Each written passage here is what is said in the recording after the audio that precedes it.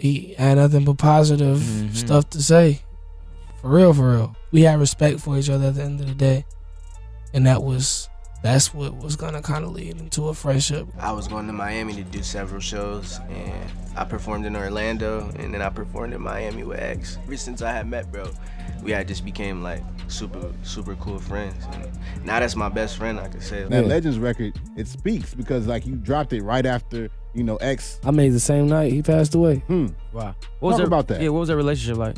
We weren't the best of friends. We had a couple like deep conversations though. Questions have been rising around the possibilities of XXXTentacion still being alive. Here's what you need to know. Recently, photos started going viral online showing an individual on a TV program looking a lot like XXXTentacion. Many fans researched into this TV program. They realized it's a documentary based on religious camps. This one in particular has no internet access, no TV access, or to the public, other than this one occasion, making it a perfect spot for someone to distance themselves from the entire world. To understand this further, we need to review XXXTentacion's passing, as the trial for X's passing was a complete mess, but maybe it was like that for a reason. Michael Boatwright, Dedrick Williams, and Trayvon Newsom were sentenced to life in prison for the passing of XXXTentacion. The fourth suspect, Robert Allen, ended up snitching in trial and made a deal with the feds. He will be released in a few years. However, the real mess was the fans and lawyers during the X trial believing and arguing that Drake is responsible for X's passing.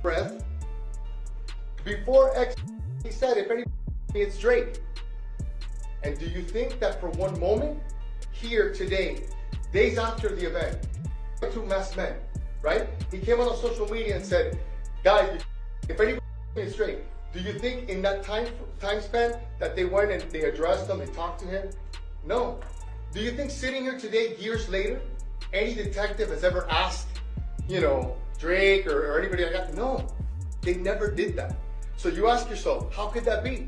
And you say, hey, it's so-and-so, you better believe so-and-so is gonna get investigated. But in this case, they didn't do it. They didn't do it because it didn't comport with their version and their narrative.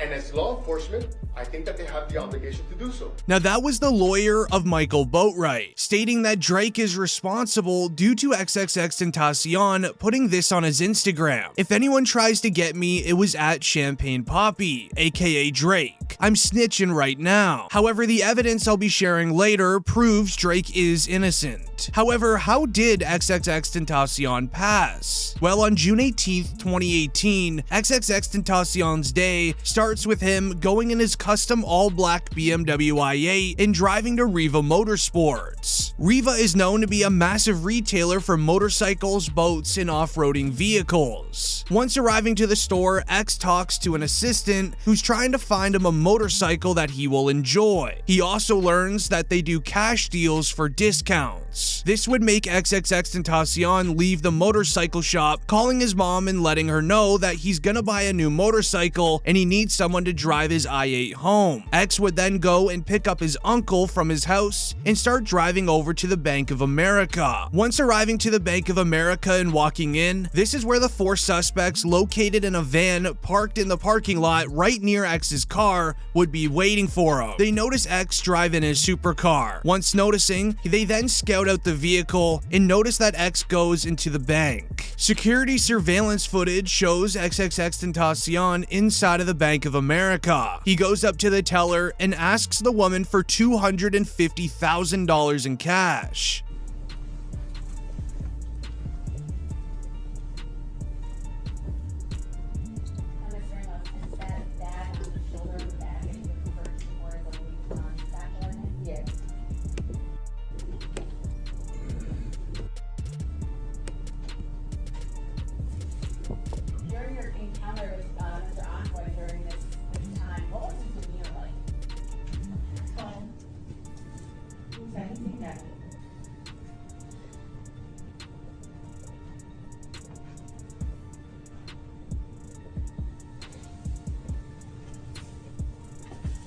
The bank teller mentions to the Florida rapper that they're not allowed to give out that type of cash. She hands him $50,000 and ordered the rest for him for a later date. With XXXTentacion walking back to his vehicle, the 4 suspects that are scouting out his car begin to get ready to track his vehicle. X turns on his i8 and begins driving back to Riva. Little did he know the 4 suspects are now tailing his vehicle and keeping a close eye on exactly where he is going. While driving back to Riva, it was at this moment where Robert Allen mentions the suspects were only trying to snatch his chain and see what is in the Louis Vuitton duffel bag that he carried out of the bank.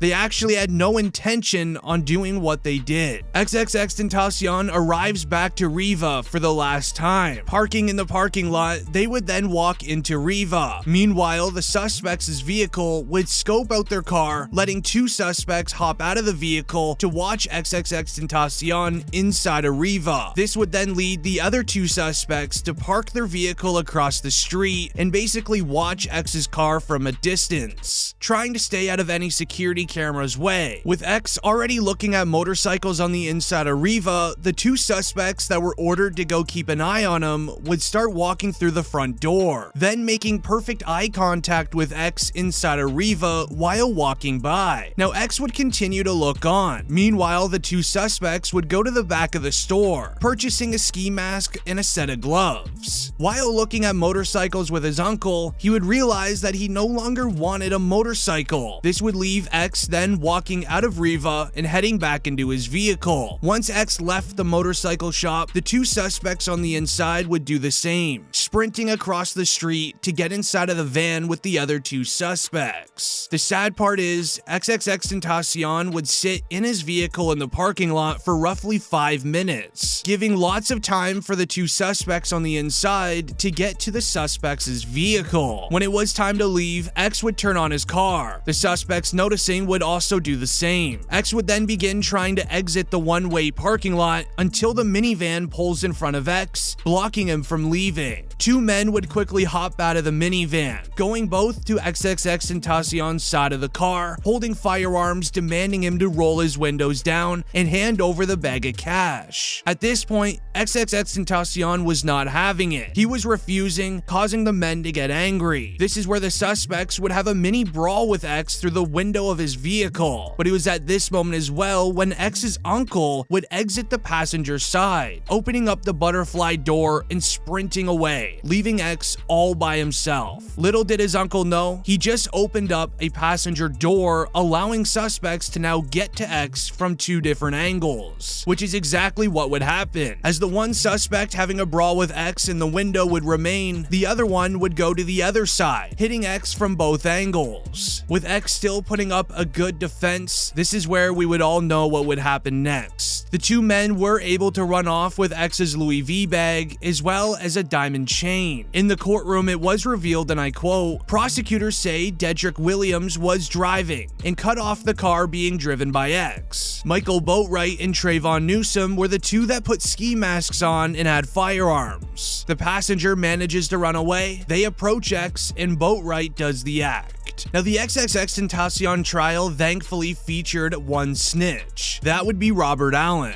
Allen was inside of the vehicle when it all happened, but he also explained how exactly the $50,000 they stole was split, including photos of them flexing the money. Michael Boatwright, Dedrick Williams, and Trayvon Newsom all got $15,000 each, meaning that Robert Allen was only given $5 grand. Pretty interesting the man paid the least is now the one snitching, as this tweet was also shared. Pictures taken after XXXTentacion's passing, same day shows defendant Michael Boatwright flexing a lot of cash. Defendant turned state testifies that this is X's cash and these photos were taken hours after the incident.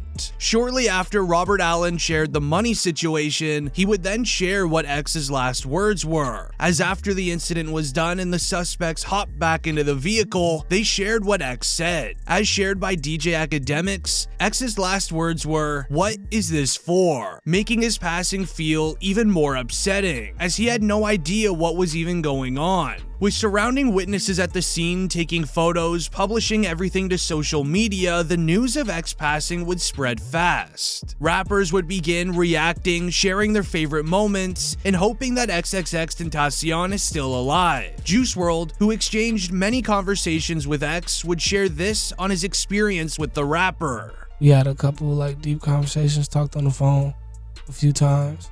He had nothing but positive stuff to say. For real, for real. We had respect for each other at the end of the day.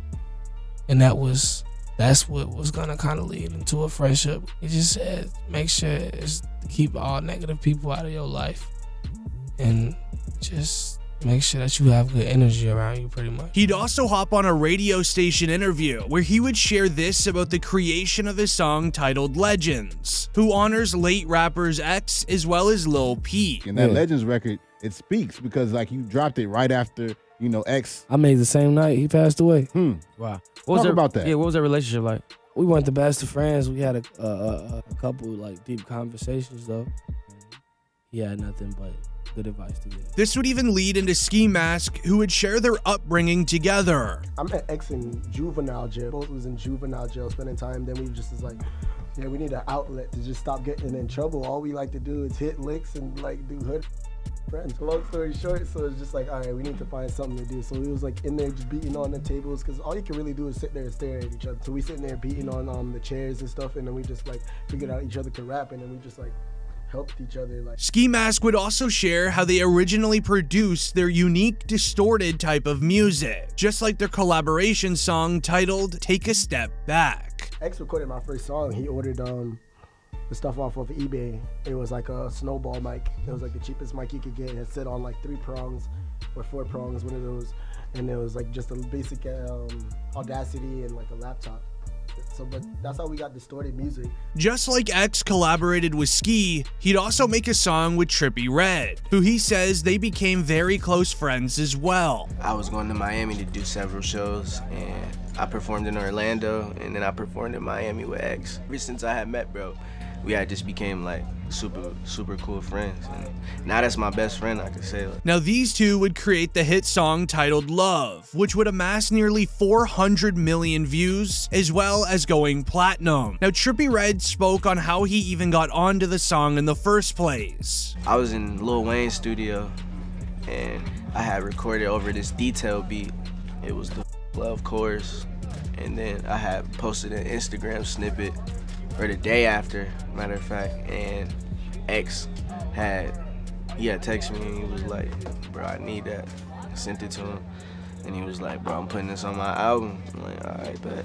Then hopping into another friend of X's, we would have Denzel Curry. Not only were these two great friends, but they actually lived together in South Florida. Denzel actually discussed the different stages of X's appearances, giving meaning to the different type of styles that he had. There was different eras of X. Like black hair era, like when he just had regular hair. When I met him, you know, he was just coming up, just doing his thing, just coming up, just making music. You know what I mean? Had the blonde and black era when he had the half blonde, half black hair. And that's when, you know, when all the crazy stuff started happening with the allegations, with, you know what I'm saying, the trial, the shows. Then it went to the transition where white hair X, where he first got the tree in the middle of his forehead. That was like his evolving state. Then it went to Indigo X. He described it as Indigo X when we talked. The last time we talked, he said the reason why he changed his hair, and he just felt like he understood how it was being a bad person and how easy it was. Then moving into one of the biggest rap OGs in the music industry, we would have 50 Cent. 50 Cent would hop on an interview to discuss X's music and how it wasn't right for streaming platforms to begin blackballing him due to his legal case. It's sad because he's young, you know, kid. He's just really getting off into his career, really. In a lot of places he had #1 album, but they wouldn't cover it because of his legal issues.